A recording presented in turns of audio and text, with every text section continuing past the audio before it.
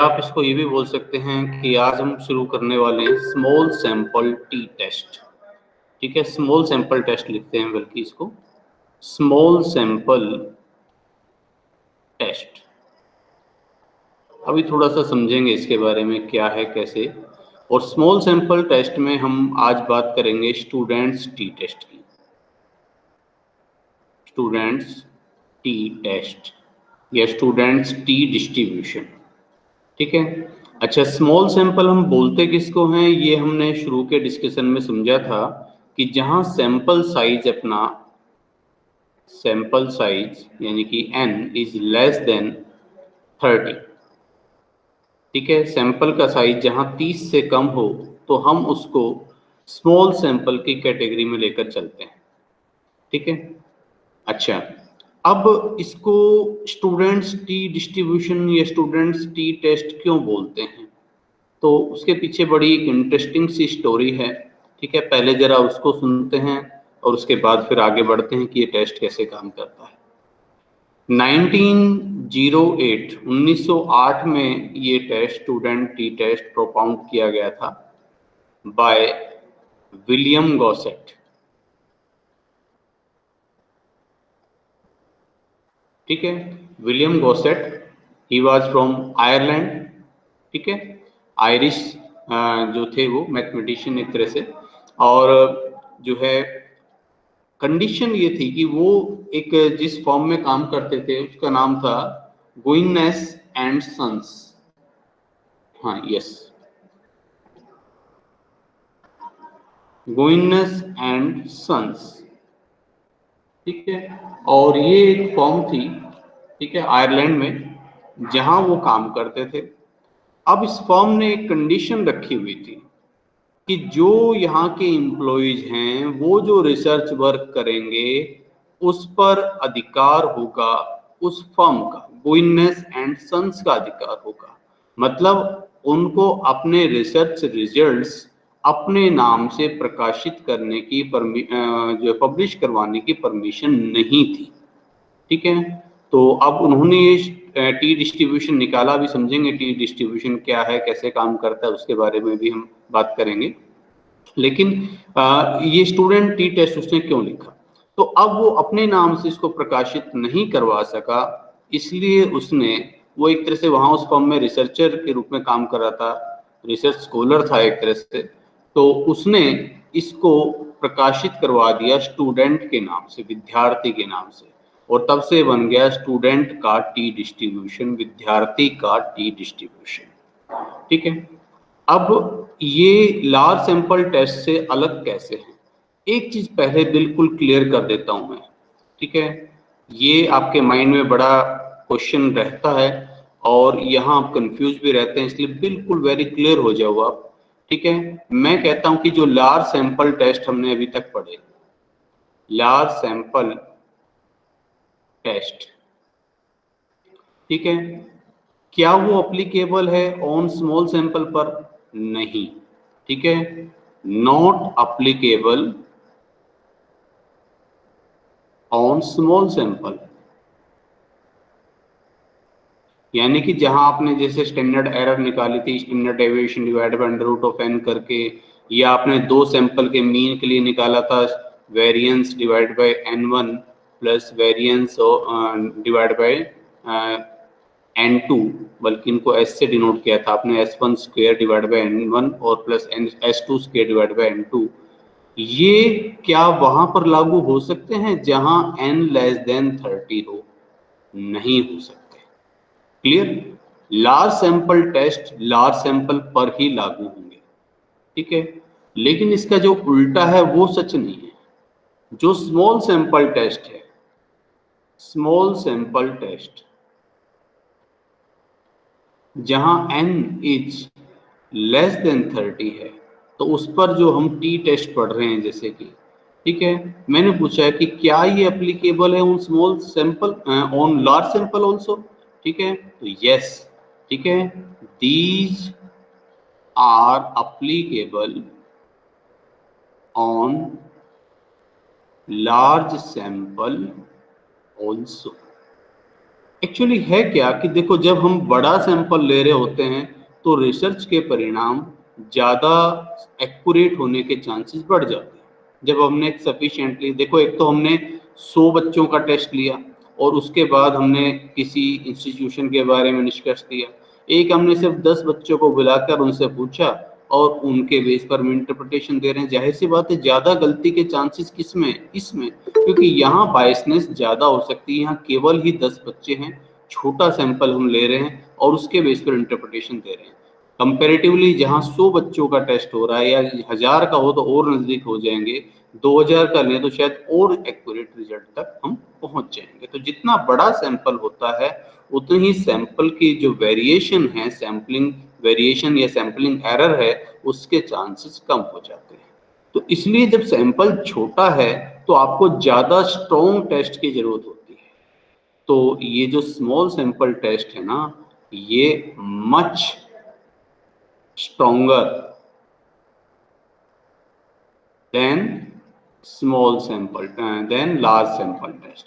Large sample में ये जो आपने पढ़े थे, इनके कंपैरेटिवली ये टेस्ट ज्यादा स्ट्रॉन्ग है, ठीक है। और जब ज्यादा स्ट्रॉन्ग है तो भाई इसका मतलब ये होगा स्मॉल सैंपल पर तो ये लागू होते ही होते हैं।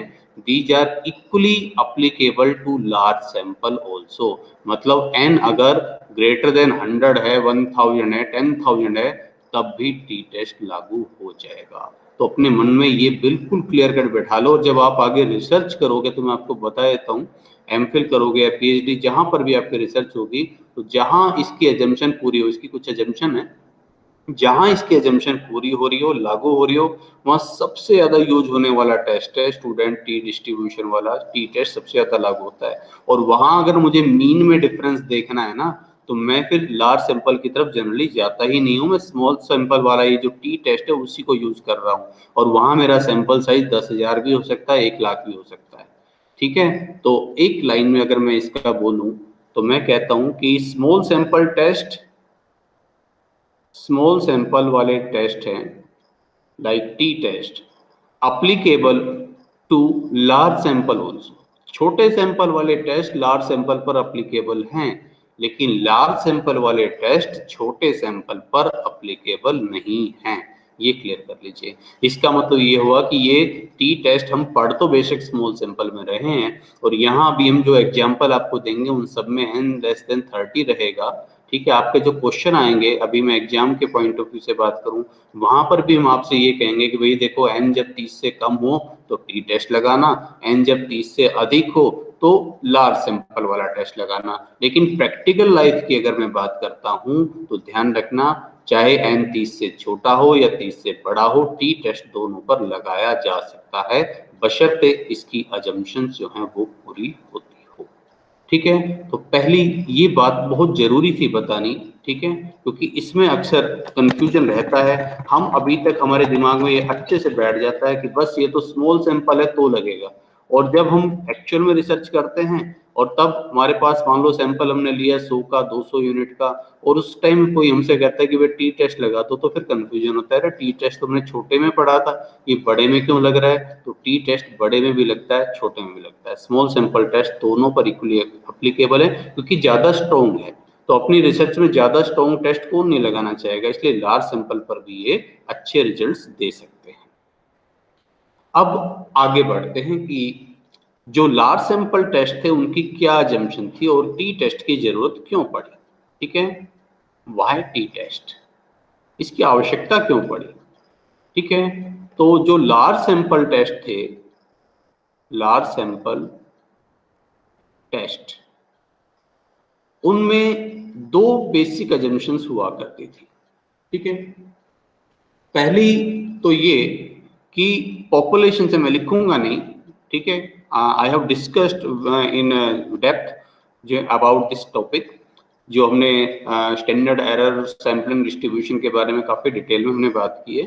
तो मैं अब यहाँ जस्ट आपको बता रहा हूँ कि जो पॉपुलेशन है, उस पॉपुलेशन से जो हम सैम्पलिंग डिस्ट्रीब्यूशन बनाते हैं, छोटे छोटे बहुत सारे सैंपल हम लेते हैं, ठीक है। हमने आपको एग्जांपल लेकर बताया भी था एक एग्जांपल से, ठीक है। तो वो जो हम बहुत सारे सैंपल्स लेते हैं, ठीक है, उसका जो डिस्ट्रीब्यूशन बनता है वो डिस्ट्रीब्यूशन नॉर्मल डिस्ट्रीब्यूशन बन जाता है। ठीक है, मीन्स आई रिपीट कि किसी पॉपुलेशन से जब हम रैंडमली, ठीक है, रैंडमली जब हम सैंपल निकाल रहे होते हैं तो जितने भी हमने सैंपल निकाले उन सैंपल से जो सैंपलिंग डिस्ट्रीब्यूशन बनता है वो सैंपलिंग डिस्ट्रीब्यूशन लगभग नॉर्मल डिस्ट्रीब्यूशन की तरफ टेंड होता है, लगभग नॉर्मल डिस्ट्रीब्यूशन होता है, इसलिए उसमें नॉर्मेलिटी के गुण होते हैं। ये इसकी पहली अजम्पशन है, किसकी, लार्ज सैंपल की बात कर रहा हूं मैं। दूसरा उस पर एक नियम लागू होता है लार्ज नंबर का, यानी कि जब if sample is sufficiently large, आप चाहें तो लिख लीजिए, इफ सैंपल, ये भी मैंने वैसे डिस्कस किया है, sample size is sufficiently large, then तब क्या होगा, तब इसकी जो स्टैटिस्टिक होती है, सैंपल की जो प्रॉपर्टीज होती है वो किससे पता चलती है आपको, वो जैसे मान लो एक्स बार हो गया, स्टैंडर्ड डेविएशन हो गया, है ना, तो ये जो इसकी जो प्रॉपर्टीज होती है जिनको हम स्टैटिस्टिक बोलते हैं, ये स्टैटिस्टिक काफी नजदीक होती है पॉपुलेशन के पैरामीटर की तरफ, यानी कि एक्स बार और म्यू लगभग लगभग बराबर से ही मिलेंगे, ज्यादा चेंज नहीं मिलेगा, एस और सिग्मा लगभग बराबर होंगे, and because of that we can substitute.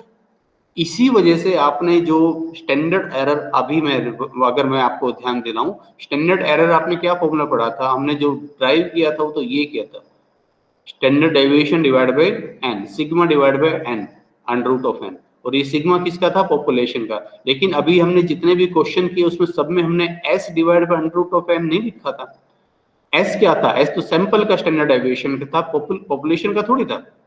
लेकिन हमारी अजम्पशन थी कि अगर सैंपल साइज सफिशिएंटली बड़ा है, रैंडमली हमने लिया है, तो जो सैंपल की जो प्रॉपर्टीज है और जो पॉपुलेशन की प्रॉपर्टीज है, यानी कि जो स्टैटिस्टिक है और जो पैरामीटर है, उनमें ज्यादा डिफरेंस नहीं हो सकता, इसलिए we can substitute the statistic with parameters, ठीक है, हम इन दोनों को आपस में एक दूसरे से सब्स्टिट्यूट कर सकते हैं, इसीलिए हमने सिग्मा की जगह पर एस को यूज किया था।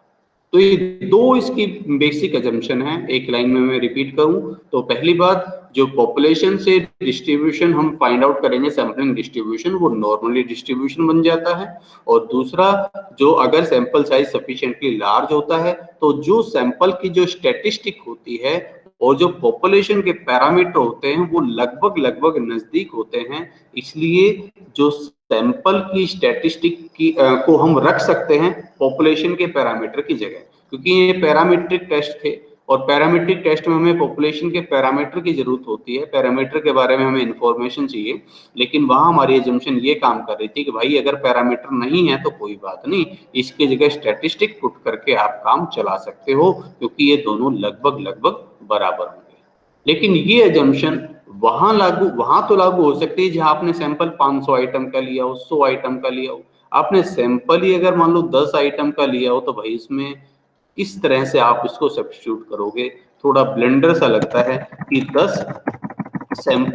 10 आइटम वाले सैंपल का स्टैंडर्ड डेविएशन आप सब्स्टिट्यूट करें पॉपुलेशन वाले स्टैंडर्ड डेविएशन से या मीन से, तो थोड़ा सा अटपटा सा लगता है, तो ये प्रॉपर्टीज वहां लागू नहीं हो पा रही थी, ठीक है, इसलिए जो है जहां सैंपल साइज छोटा हो गया वहां हमें जरूरत पड़ी एक और डिस्ट्रीब्यूशन की। तो जिस तरह से नॉर्मल डिस्ट्रीब्यूशन बनता है उसी तरह से एक और डिस्ट्रीब्यूशन प्रोपाउंड किया विलियम गोसेट ने, जैसा कि मैंने आपको बताया, इसकी स्टोरी बताई, तो विलियम गोसेट ने एक और डिस्ट्रीब्यूशन प्रोपाउंड किया, जिस तरह से नॉर्मल डिस्ट्रीब्यूशन की टेबल है उसी तरह से टी डिस्ट्रीब्यूशन की टेबल उसने बनाई, ठीक है, टी डिस्ट्रीब्यूशन की टेबल उसने बनाई, ठीक है, और उसने बताया कि भाई वहां ये दोनों अजम्पशन पूरी होनी जरूरी नहीं है, बस एक अजम्पशन है इसके पीछे, अब जरा ये भी ध्यान देना, और इसी के बेस पर हम अभी डिसाइड भी करने वाले हैं कि पैरामेट्रिक है कि नॉन पैरामेट्रिक। वैसे मैंने आपको शुरू में बता दिया था कि हम पहले पैरामेट्रिक पढ़ रहे हैं, तो आपको पता तो होगा कि मैं पैरामेट्रिक की बात कर रहा हूँ, लेकिन कोई आपसे पूछे इसको भी पैरामेट्रिक टेस्ट क्यों बोलते, तो उसके पीछे रीजन है। तो इसकी अजम्पशन क्या है, इसकी ये एजम्पशन नहीं है कि सैंपल की स्टैटिस्टिक पॉपुलेशन के पैरामीटर के नजदीक है और उसको हम सब्स्टिट्यूट कर सकते हैं, नहीं, इसको नहीं है जरूरत। इसको इस चीज की भी जरूरत नहीं है कि इस पॉपुलेशन से जो हमने सैंपल्स ड्रॉ किए हैं उनसे जो सैम्पलिंग डिस्ट्रीब्यूशन बना है वो सैम्पलिंग डिस्ट्रीब्यूशन नॉर्मल होगा, नहीं, इसको उसकी भी कोई जरूरत नहीं। लेकिन ये एक बात बोलता है, ये कहता है कि अगर इफ सैंपल इज ड्रॉन, ध्यान से देखना जो मैं कह रहा हूं, ड्रॉन रैंडमली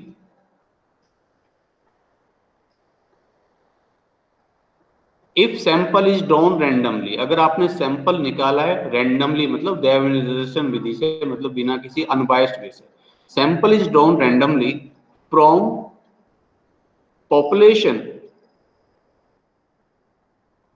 ठीक है, हैविंग नॉर्मल डिस्ट्रीब्यूशन, एक ऐसी पॉपुलेशन, पूरी पॉपुलेशन जिसका मुझे पता है कि भाई ये जो इसमें जो डिस्ट्रीब्यूशन है ना, ये पूरी पॉपुलेशन का डिस्ट्रीब्यूशन नॉर्मल डिस्ट्रीब्यूशन है, ठीक है, और इस नॉर्मल डिस्ट्रीब्यूशन, इस पॉपुलेशन में से मैंने रैंडमली ऐसे ही 10 आइटम, 20 आइटम, 15 आइटम, जो भी मैंने आइटम ऐसे ड्रॉ कर लिए, निकाल लिए। तो इफ सैंपल इज ड्रॉन, ठीक है, randomly from population having normal distribution, वो पॉपुलेशन जिसमें नॉर्मल डिस्ट्रीब्यूशन है वहां से मैंने एक सैंपल रैंडमली ड्रॉ किया है, then what will happen, then it will have a tendency, ठीक है, टुवर्ड्स नॉर्मल, ठीक है। तो तब इसकी जो टेंडेंसी होगी, तब मतलब इसमें जो है कुछ हद तक गुण मिलेंगे हमें नॉर्मल डिस्ट्रीब्यूशन, तब ये जो डिस्ट्रीब्यूशन है लगभग नॉर्मल डिस्ट्रीब्यूशन तो नहीं होगा, लेकिन नॉर्मल डिस्ट्रीब्यूशन के गुण इसमें आ जाएंगे, नॉर्मल डिस्ट्रीब्यूशन जैसा बिहेव करेगा। इसी कारण जहां सैंपल साइज 30 से कम हो जाता है, यानी कि सैंपल छोटा हो जाता है, वहां हम नॉर्मल डिस्ट्रीब्यूशन को छोड़कर उसकी जगह टी डिस्ट्रीब्यूशन यूज कर लेते हैं, क्योंकि ये टी डिस्ट्रीब्यूशन की प्रॉपर्टी लगभग लगभग नॉर्मल की तरफ हो जाती है, और 30 के बाद तो लगभग पूरा नॉर्मल हो जाता है, वो मैं अभी आपको इसकी टेबल से भी दिखाऊंगा, ठीक है। ये बात आई थिंक आपको समझ में आ गई होगी। तो इसकी जो बेसिक एजम्पशन है वो ध्यान रखना। अब इस चीज का जवाब दिया जाए कि ये पैरामीट्रिक है कि नॉन पैरामीट्रिक। भाई पैरामीट्रिक की हमने डेफिनेशन क्या दी थी कि पैरामीट्रिक की डेफिनेशन ये है कि जहां पॉपुलेशन पैरामीटर का पता हो हमें, ठीक है, इसके बारे में तो नहीं पता, लेकिन दूसरी एजम्पशन और थी कि जहां ये हमें पता हो कि जो पॉपुलेशन है वो नॉर्मली डिस्ट्रीब्यूटेड है, पॉपुलेशन नॉर्मली डिस्ट्रीब्यूटेड है और उसमें से सैंपल लिया है, चाहे छोटा लिया हो चाहे बड़ा लिया हो, तो उसमें नॉर्मेलिटी मिल जाएगी, ठीक है, उसमें नॉर्मेलिटी मिल जाएगी। लेकिन अगर मुझे यही नहीं पता हो कि पॉपुलेशन नॉर्मली डिस्ट्रीब्यूटेड है या नहीं, तो फिर मैं उसको पैरामीट्रिक टेस्ट नहीं कह सकता। यानी कि यहाँ पर भी सैंपल बेशक छोटा है, लेकिन उस कंडीशन को, उस अजम्पशन को अभी भी लेकर चल रहा है कि जिस पॉपुलेशन से लिया गया है वो पॉपुलेशन नॉर्मली डिस्ट्रीब्यूटेड होनी चाहिए, इसलिए it is a parametric test. Student, T test is also a parametric test, ठीक है, स्मॉल सैंपल टेस्ट है लेकिन ये पैरामीट्रिक है। पैरामीट्रिक क्यों है, उसके पीछे रीजन है, क्योंकि ये प्री अजम्पशन ये लेकर चल रहा है कि जिस पॉपुलेशन से हमने इसको ड्रॉ किया है वो पॉपुलेशन नॉर्मली डिस्ट्रीब्यूटेड होनी चाहिए, ठीक है। यानी कि अगर पॉपुलेशन नॉर्मली डिस्ट्रीब्यूटेड होगी तब अगर हम उसमें से सैंपल ड्रॉ करेंगे तो उसमें नॉर्मेलिटी के गुण मिलेंगे, ठीक है ना। तो इसलिए ये आपका पैरामीट्रिक टेस्ट कहलाएगा। नॉन पैरामीट्रिक टेस्ट को तो हम डिस्ट्रीब्यूशन फ्री टेस्ट बोलते हैं। भाई पता नहीं कहां से लिया, कितनी आइटम ली, कि रैंडमली डिस्ट्रीब्यूटेड है नहीं है, बस हमने ऐसी आइटम कहीं से भी ली और उस पर टेस्ट लगा दी, तो इसीलिए उनको डिस्ट्रीब्यूशन फ्री या अजम्पशन फ्री टेस्ट बोलते हैं। उसमें तो कोई अजम्पशन होती ही नहीं। तो यहाँ ये एक अजम्पशन को अभी भी पकड़ कर चल रहा है, इसलिए टी टेस्ट पैरामीट्रिक टेस्ट है। आगे बढ़ते हैं, ये लागू कैसे होता है, कहाँ होता है, ठीक है। तो अब जरा देखो इसके जो स्टेप्स होंगे। हमने जब लार्ज सैंपल टेस्ट पढ़े तो 3 स्टेप्स हमने बताए थे। पहला भाई नल हाइपोथेसिस, शॉर्ट में लिख रहा हूँ, डिटेल में मैं आपको पिछले वीडियोज में काफी बता भी चुका हूँ लेक्चर्स में। तो पहला नल हाइपोथेसिस सबसे पहले, दूसरा स्टैंडर्ड एरर हम फाइंड आउट करते हैं, ठीक है, और तीसरे में हम करते हैं जेड वैल्यू निकालते हैं, जेड वैल्यू कैसे निकलती है, जो डिफरेंस होता है उस डिफरेंस को स्टैंडर्ड एरर से डिवाइड कर देते हैं। मैं लार्ज सैंपल की बात कर रहा हूँ अभी तो यहाँ। और चौथा स्टेप होता है इंटरप्रिटेशन। ऐसे ही हुआ करता था। और इंटरप्रिटेशन में हम बोलते थे कि कंप्यूटेड वैल्यू जब टेबल वैल्यू से ज्यादा है, ठीक है, तो हाइपोथेसिस, नल हाइपोथेसिस रिजेक्ट हो जाती है, और कम है तो एक्सेप्ट हो जाती है। ठीक है, डिटेल में हम काफी बातें इस पर कर चुके हैं। टी टेस्ट में क्या होगा जरा ध्यान से देखिए। टी टेस्ट में ये 4 नहीं 3 स्टेप होंगे। Step 1 null hypothesis, step 3 interpretation, ठीक है, ये पहला स्टेप होगा, ये तीसरा स्टेप होगा। दूसरा स्टेप क्या होगा, इन दोनों को कंबाइन कर देगा। यानी कि स्टेप 2 जो है ना, उसमें हम यहाँ जेड वैल्यू थी, यहाँ बोलेंगे टी वैल्यू। टी टेस्ट में टी वैल्यू, टी निकालेंगे, और टी जो निकलेगा ना वो अपने आप ही डिफरेंस, देखो या पहले मैं एस सी निकाल रहा हूँ, फिर डिफरेंस को एस सी से डिवाइड कर रहा हूँ। यहाँ जो टी वैल्यू निकलेगी ना, उसमें फॉर्मूले आप जो देखेंगे तो उसमें पहले ही सीधा डिफरेंस ऊपर लिखकर और स्टैंडर्ड एरर से पहले ही डिवाइड किया हुआ मिलेगा। तो यहाँ अपने 3 स्टेप होंगे। पहला स्टेप नल हाइपोथेसिस, दूसरा स्टेप टी वैल्यू, और तीसरा स्टेप इंटरप्रिटेशन। ठीक है, ये बात भी चलो ये क्लियर होगी। आगे बढ़ते हैं। अब इसके बाद इसमें जो है मैं बताऊं कि इसमें लागू कहाँ कहाँ होता है, पहले जरा उसकी बात कर लें, और फिर कैसे लागू होता है थोड़ा सा उसको समझेंगे। Then we will start. इसके केवल 4 सिचुएशन है। तो वेयर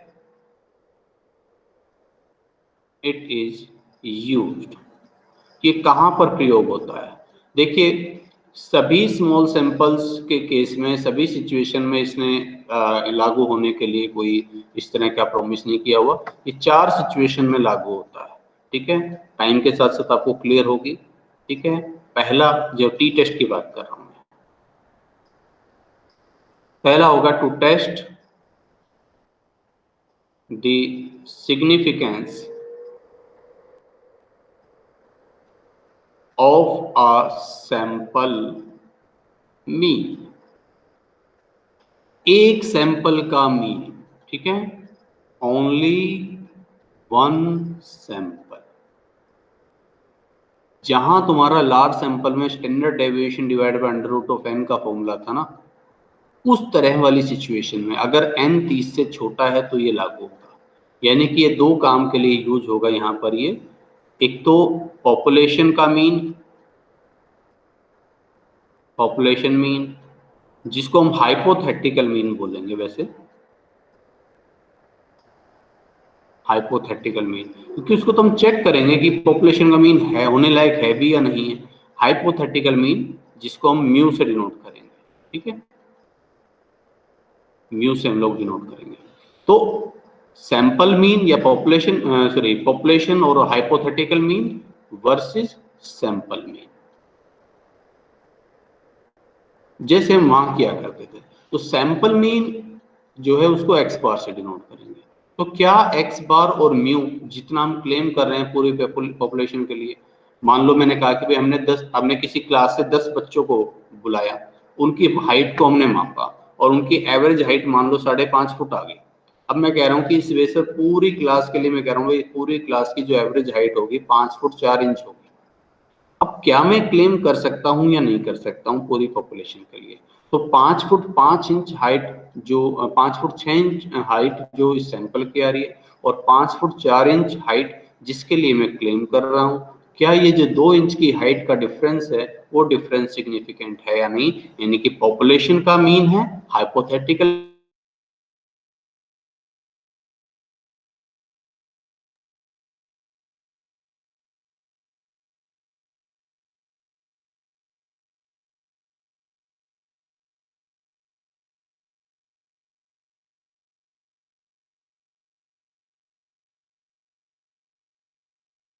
ठीक है, तो वहां पर हम टी टेस्ट लगाएंगे। दूसरा इसमें जहां ये लागू होगा, दूसरी situation, am I audible?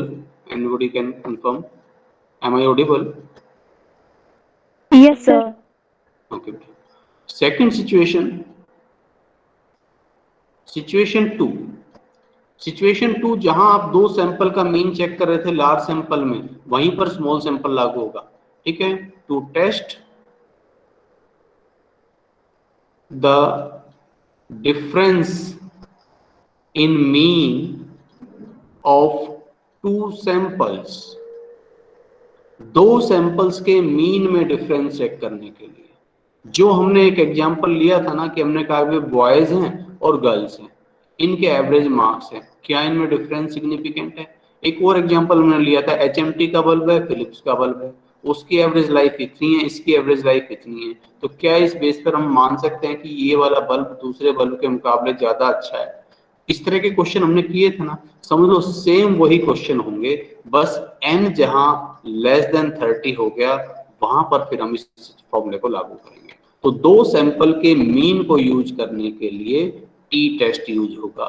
T value निकलेगी x बार 1 माइनस x बार 2 के लिए। ठीक है, दो सैंपल्स के मीन में डिफरेंस चेक करने के लिए भी टी टेस्ट यूज होता है। तो टी टेस्ट का पहला फॉर्मूला सिंगल सैंपल का मीन, दूसरा फॉर्मूला दो सैंपल का मीन। अब तीसरा फॉर्मूला ये जरा ध्यान से देखना, तीसरी सिचुएशन, और उसके बाद मैं अभी दूसरी पर फिर से आ रहा हूँ वापस। ठीक है, सिचुएशन 3 जहां पर ये लागू होगा, ये लागू होगा in case of paired sample, paired sample या डिपेंडेंट सैंपल।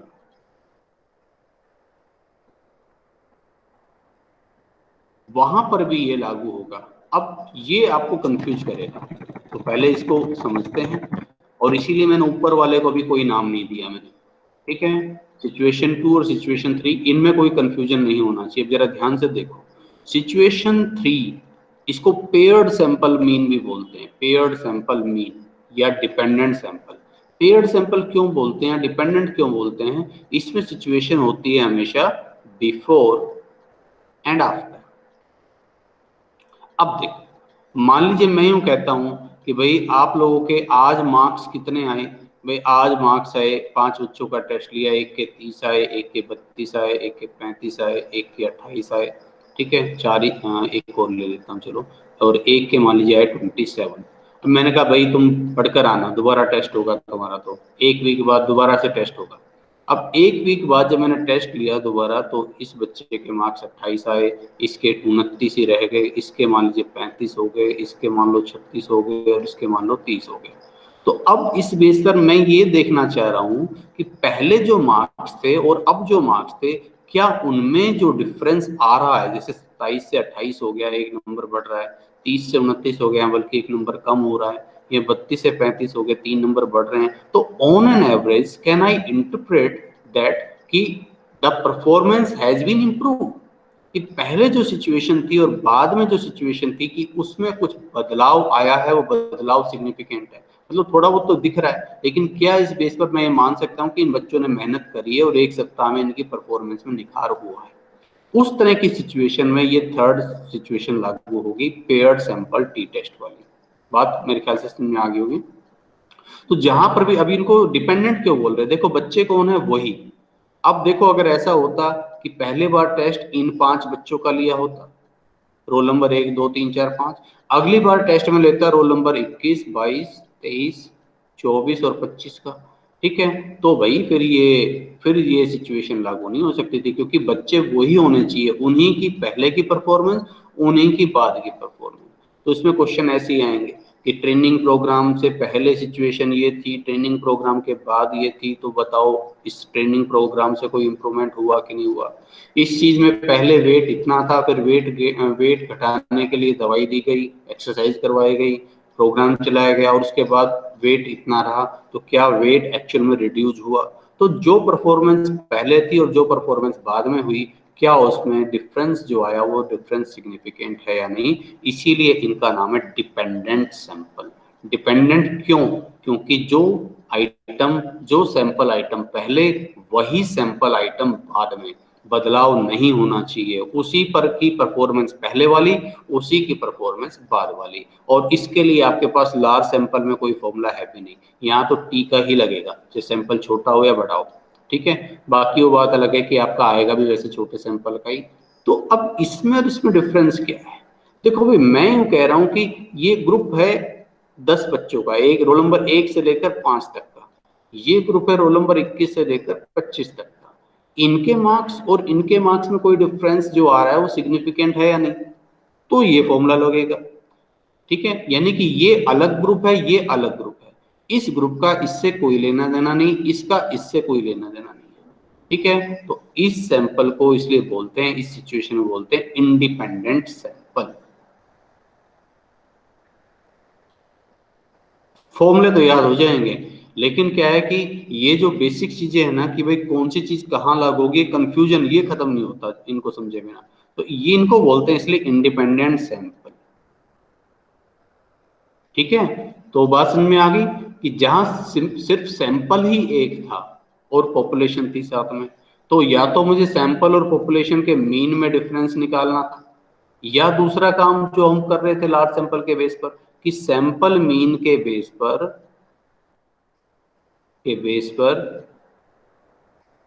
पॉपुलेशन का वो प्रिडिक्ट करना, पॉपुलेशन का मीन लगभग कितना हो सकता है उसको प्रिडिक्ट करने की कोशिश करना, थोड़ा सा अंदाजा लगाना, जिसको डिफरेंशियल स्टैटिस्टिक्स बोलते हैं। बाकी टी टेस्ट वैसे कम यूज होता है डिफरेंशियल स्टैटिस्टिक्स के लिए, ज्यादातर ये हाइपोथेसिस टेस्टिंग के लिए यूज होता है, बट फिर भी हम इसका यूज कर सकते हैं। We can fix the limit also on the basis of that. ठीक है, बात समझ में आ रही है? तो इसलिए एक तो ये सिचुएशन होगी जहां केवल एक ही सैंपल है और उसका मीन है, दूसरा जहां दो सैंपल हैं और उनके मीन है लेकिन दोनों सैंपल अलग अलग हैं, एक बॉयज का ग्रुप है, एक गर्ल्स का ग्रुप है, एक रोल नंबर 1 से 5 तक का ग्रुप है, एक रोल नंबर 21 से 25 तक का ग्रुप है, एक को मेडिसिन ए दी गई, एक ग्रुप को मेडिसिन बी दी गई, तो क्या इनका वेट जो बढ़ा और इनका वेट बढ़ा उसमें डिफरेंस आया, सिग्निफिकेंट है या नहीं, है ना? या इनका वेट घटा और इनका वेट घटा, उसमें डिफरेंस आया, वो सिग्निफिकेंट है या नहीं। लेकिन यहाँ क्या है, यहाँ ग्रुप वही है, लेकिन उन्हीं की परफॉर्मेंस दवा देने से पहले ये थी, दवा देने के बाद ये है, ट्रेनिंग से पहले ये थी, ट्रेनिंग के बाद ये है, पहले टेस्ट में ये थी, बाद वाले टेस्ट में ये है, तो वहां पर ये लागू होगा। तो टी टेस्ट का पहले 3 फॉर्मूले तो कहाँ यूज होंगे, पहले 3 फॉर्मूले यूज होंगे आपके सिर्फ मीन के लिए, है ना? पहले 3 तो सिर्फ मीन के लिए यूज हो रहे हैं।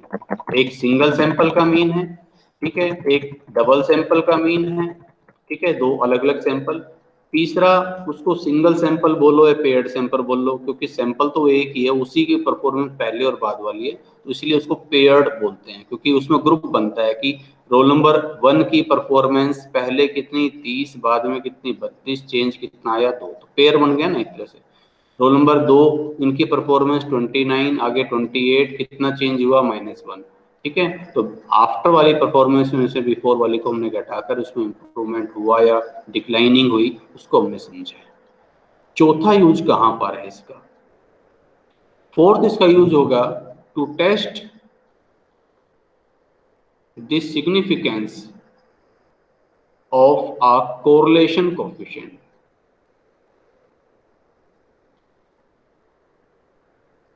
यानी कि R, Karl Pearson coefficient of correlation की सिग्निफिकेंस को टेस्ट करने के लिए भी टी टेस्ट यूज होता है। ठीक है, बेशक आपने पढ़ा है 1 - r square divide by under root of n, ये लार्ज सैंपल के केस में हमने पढ़ा था इसको। ठीक है, लेकिन सैंपल जहां छोटा है, जहां n इज लेस देन 30 है, मान लो आपने 20, जो आपने एक एग्जांपल पढ़ा था ना, stature of father and stature of son, और फादर और सन की जो डील डोल है उसमें जो कोरिलेशन कोएफिशिएंट इतना मिला, वहां शायद 1500 के आसपास का डेटा था, और उस बेस पे आपने इंटरप्रिटेशन लिया था। लेकिन अगर आप उस फादर जो है सन, उनका पेयर केवल 20 पेयर के बेस पर ही अगर आप किसी इंटरप्रिटेशन को कर रहे हैं, तो तब यहाँ पर टी टेस्ट का चौथा फॉर्मूला यूज होगा। फॉर्मूला मैं भी नहीं लिख रहा हूँ, हम बाद में करेंगे तभी समझ लेंगे। ठीक है, तो ये 4 जगह पर केवल टी टेस्ट लागू होता है। ठीक है, पहली सिचुएशन सैंपल मीन, एक सैंपल का मीन, दूसरी पॉपुलेशन, दूसरा 2 अलग अलग सैंपल है इंडिपेंडेंट सैंपल, तीसरा एक ही सैंपल की परफॉर्मेंस पहले वाली है और बाद वाली है, तो उसमें इंप्रूवमेंट हुआ या डिक्लाइन हुआ उसको देखना है, और चौथा जो आपके पास Karl Pearson coefficient of correlation होगा, उस कोरिलेशन कोएफिशिएंट की सिग्निफिकेंस आपको चेक करनी है, यानी कि आर की सिग्निफिकेंस आपको चेक करनी है, वहां पर टी टेस्ट लागू होगा। ठीक है, अब अगला क्वेश्चन, कि ये टी टेस्ट लागू कैसे करेंगे, किस तरह से काम करेगा, ठीक है। तो उसके लिए देखो यहाँ पर मैं पहले आपको टी टेस्ट की टेबल दिखाना चाहता हूँ। टी टेस्ट की टेबल किस तरह से देखते हैं, ये टी टेस्ट की टेबल है, ठीक है। ऊपर यहाँ आपको लिखा हुआ मिलेगा स्टूडेंट्स टी डिस्ट्रीब्यूशन, ये आप देख पा रहे हैं, critical values of student T distribution, ठीक है। और ये टू टेल्ड पर भी चलती है, वन टेल्ड पर भी। टू टेल्ड और वन टेल्ड टेस्ट मैं आपको बता चुका हूँ। वन टेल्ड जहाँ रिजेक्शन एरिया केवल एक तरफ होता है, टू टेल्ड जहाँ रिजेक्शन एरिया दोनों तरफ होता है। और अभी हम जो बात कर रहे हैं टू टेल्ड की कर रहे हैं, जितने भी क्वेश्चन हमने किए टू टेल्ड पर किए हैं, ठीक है। और ये आपके जो है इस पर मैं अभी बात करूंगा। ये जो वैल्यूज हैं, ठीक है, ये सिग्निफिकेंस लेवल है, ठीक है। सिग्निफिकेंस लेवल का मतलब हमने आपको बताया था 5% का, 1% का। तो 5% का मतलब है 0.05। तो 5% पर जो वैल्यू देखते थे ना 0.05, वो यहाँ इस लेवल पर, वहां तो फिक्स वैल्यू चल रही थी, लेकिन यहाँ आपको अलग अलग देखनी पड़ेगी, ठीक है। कैसे देखेंगे मैं बताएंगे। तो ये आपका 5% लेवल है और ये आपका 1% लेवल है 99। बाकी आप 98 पर भी देख सकते हो, 90% पर भी देख सकते हो। 90 या 10 एक ही बात है, ये 80 या 20 एक ही बात है, ठीक है। ये तो हुआ टू टेल्ड पर। और वन टेल्ड पर लेना हो तो वन टेल्ड का ये है, बाकी उसका अभी अपने पास यूज है नहीं। लार्ज सैंपल सॉरी जो है, अभी हम केवल टू टेल्ड पर ही हम काम कर रहे हैं। अब ये क्या नजर आ रहा है आपको, D F. D F is called degree of freedom. पहले हम उसकी डिग्री ऑफ फ्रीडम लेंगे और डिग्री ऑफ फ्रीडम के बेस पर हमें पता चलेगा कि सैंपल जो है मतलब जो है किस तरह से उसकी वैल्यू हमें फाइंड आउट करनी है, डिग्री ऑफ फ्रीडम के बेस पर निकालनी है, ठीक है। अभी डिग्री ऑफ फ्रीडम पर मैं भी इसके बाद आता हूँ, लेकिन मैं जो आपको बताना चाह रहा था जरा वो समझो। मैंने आपसे कहा था कि इसमें नॉर्मलिटी के गुण आ जाते हैं और 30 के बाद तो लगभग नॉर्मल हो जाता है। तो ये 5% लेवल को देखना जरा ध्यान से, 5% लेवल को। यहाँ देखो वैल्यू कितनी है, 1.96। और अब तो ये काफी जानी पहचानी वैल्यू होगी आपके लिए, 1.96। हमने लार्ज सैंपल में 5% पर हमेशा यही वैल्यू यूज की है। और 1% पर ये देखो 2.578, जिसको मैं 2.58 भी बोल सकता हूँ, ये वैल्यू भी हमने एक दो बार यूज की है। तो 29 के बाद 30 होते के साथ ही ये लगभग लगभग इन्फिनिटी की तरफ। और 30 से आगे अब देखो आगे कुछ दे ही नहीं रखा, 31, 32, 33, 34, पर यही वैल्यू चलती रहेंगी, ठीक है। तो उसके बाद ये वही लार्ज सैंपल की तरह ही बन जाता है, ठीक है। तो इससे पहले का हमें देखना पड़ेगा कि डिग्री ऑफ फ्रीडम 26 है, 25 है। अब क्वेश्चन ये उठ रहा होगा आपके माइंड में, what is degree of freedom, ठीक है। डिग्री ऑफ फ्रीडम,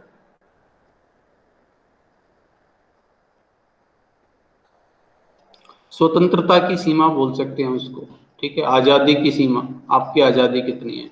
अब थोड़ी देर के लिए जरा ऐसे समझो कि मान लो मैंने आपसे कहा कि आपके पास 7 अलग अलग ड्रेस हैं, ठीक है। सर्दियों के हिसाब से 7 अलग अलग जैकेट है, यूं समझ लीजिए आपके पास, ठीक है। ये फर्स्ट, ठीक है, सेकंड किसी और डिजाइन की, थर्ड किसी और डिजाइन के। मैं ऐसे ही लिख रहा हूँ, मेरी ड्राइंग वगैरह ज़्यादा अच्छी नहीं है जो मैं आपको बता सकूँ। जो बताना चाहूँ बस वो समझो एक बार, ठीक है। ये 1, ये 2, ये 3, ये 4 नंबरिंग डाल रहा हूँ, ये 5, ठीक है। ये और थोड़ी सी अलग कर देते हैं, 6। और ये थोड़ा सा और अलग कर दिया मैंने, 7। कोई भी चीज समझ लो, जरूरी यूनिफॉर्म हो, कोई और प्रोडक्ट है जो। अब हमने कहा कि भाई आप फ्री हो, सातों दिन आप अलग अलग बदल बदल कर पहन सकते हो, आपको सातों दिन चेंज करके अलग अलग पहनना है, ठीक है। तो यू आर फुल्ली फ्री, आप इनमें से जौन सा भी पहनना चाहो पहन सकते हो। और मान लीजिए आपने देखा मंडे को, मंडे को मैं कौन सा पहनूं, सारे के सारे आपके पास अवेलेबल है, ठीक है। तो मंडे को आपको, अच्छा जो आप एक बार ले रहे हो दोबारा नहीं आना चाहिए, बस इतनी सी कंडीशन ध्यान में रखना, ठीक है। तो मंडे को आपकी मर्जी, आपके सामने 7 आइटम्स रखी हुई है, ठीक। तो आपने कहा कि चलो आज ये 2 नंबर वाला मंडे को पहन लेते हैं, ठीक है जी। ट्यूसडे को, ट्यूसडे को अब आपके पास ये सारे रखे हों, इनमें से कोई सा भी ले लीजिए। आपने मान लीजिए 4 नंबर ले लिया, ठीक है। वेंसडे को, वेंसडे को इनमें से कोई सा भी जो आपका मन किया मान लीजिए इस पर टिक कर दिया, ठीक है।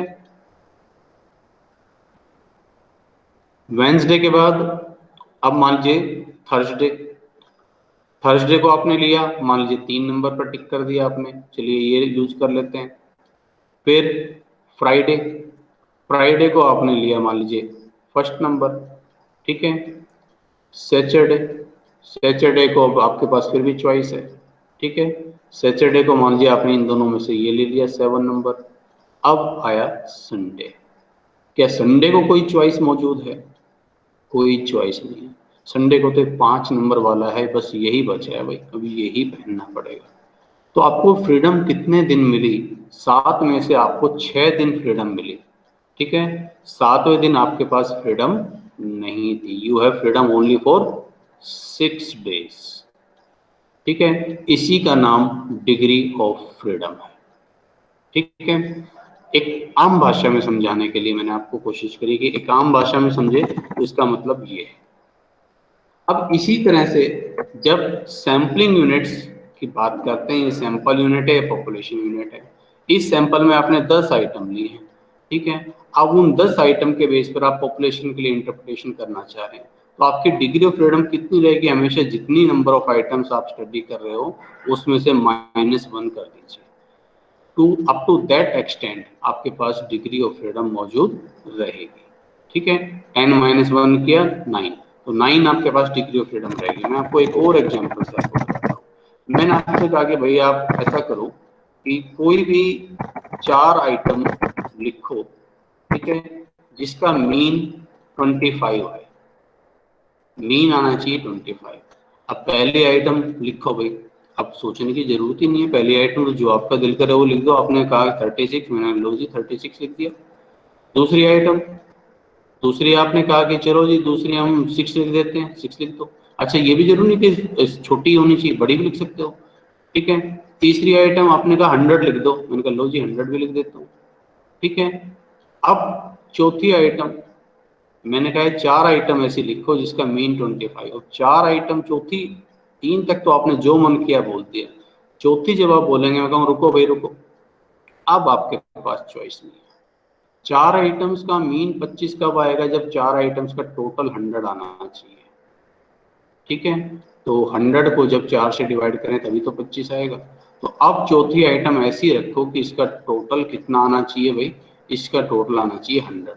इसलिए मुझे चौथी आइटम तो माइनस के 42 ही रखनी पड़ेगी। तब माइनस के 42 जब मैं करूंगा तो 100 + 36 + 6 142 - 42 यानी कि 100, और 100 डिवाइड हो गया 4 से यानी कि हो गया 25। तो चौथी के लिए आपके पास डिग्री ऑफ फ्रीडम मौजूद नहीं थी, ठीक है। इसलिए आपके पास डिग्री ऑफ फ्रीडम कितनी थी? 4 - 1 यानी कि 3। तो इस डिग्री ऑफ फ्रीडम का काफी रोल रहेगा। ये टेबल वैल्यू किसके बेस पर देखी जाएगी कि जो आपके पास सैंपल साइज रहेगा ना, मान लो आपने सैंपल लिया 10 आइटम का, 10 आइटम्स का, डिग्री ऑफ फ्रीडम कितनी हो जाएगी? 10 - 1 यानी कि 9। तो अब आपको कैसे देखना है? 9 डिग्री ऑफ फ्रीडम पर देखना है, ठीक है। ये आपके लिए डिग्री ऑफ, अच्छा इसको डिनोट किससे करते हैं? वी जैसा एक साइन होता है, इसको न्यू बोलेंगे, न्यू, ठीक है। तो इस पर आपको ये देखना है, ठीक। तो अब कैसे देखेंगे? एक बार मैं टेबल अब आपको दिखाता हूँ। मान लीजिए आपको टेबल वैल्यू देखनी है, यहाँ सैंपल साइज 10 था, तो ये डिग्री ऑफ फ्रीडम हो जाएगी आपकी डिग्री ऑफ फ्रीडम 9। ये 9 degree of freedom, 9 degree of freedom पर 5% पर आपको वैल्यू लेनी है। तो 5% पर वैल्यू है, मिसप्रिंट है भाई, ये 2.262 है, क्योंकि 2 ही 2 चला रहा है तो ये 2 आएगा, 2.262। ये आपकी टेबल वैल्यू। तो अब जो कंप्यूटेड वैल्यू जो आपकी होती थी ना, जिसको आप कंपेयर करते थे हमेशा 1.96 से, अब हमेशा 1.96 से कंपेयर ना करना, अब उसकी अपनी डिग्री ऑफ फ्रीडम देखना। जैसे कि 9 है, 9 डिग्री ऑफ फ्रीडम पर 5% पर वैल्यू है 2.262, उससे कंपेयर करना। If computed value is less than table value, null hypothesis accept हो जाएगी। If computed value is more than table value, तो नल हाइपोथेसिस रिजेक्ट हो जाएगी, ठीक है। तो इस तरह से ये टेस्ट काम करेगा। अब ये करता कैसे, इसके जो एग्जाम्पल्स है वो हम नेक्स्ट टाइम करेंगे, ठीक है। आज मैंने इसके बेसिक सारे बता दिए हैं, इनको आप अच्छे से कर लीजिए।